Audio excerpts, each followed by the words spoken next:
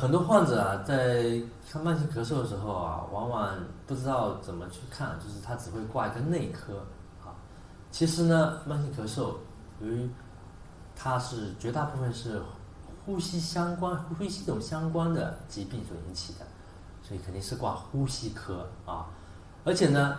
这个慢性咳嗽啊，它要遵循比较严格的一个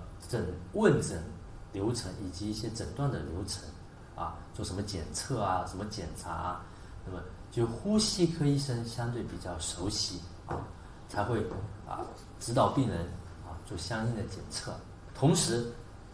由于他的这个病种非常复杂啊，也要在专科医生，就是呼吸科的医生的判断下做出一个比较相对准确的诊断，以及相对合适的治疗才能达到比较好的一个这个咳嗽的诊断以及治疗效果那现在目前呢，各大医院包括我们医院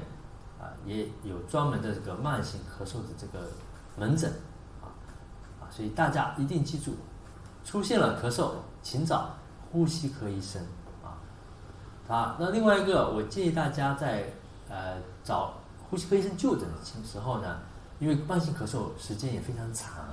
那么以前的一些资料也非常重要，包括门诊的一些资料做过相关的一些化验检查呀，以及这个拍过的相应的胸片 CT 用过的一些药物都希望大家能够带来给这个门诊的医生来看，来帮助他们更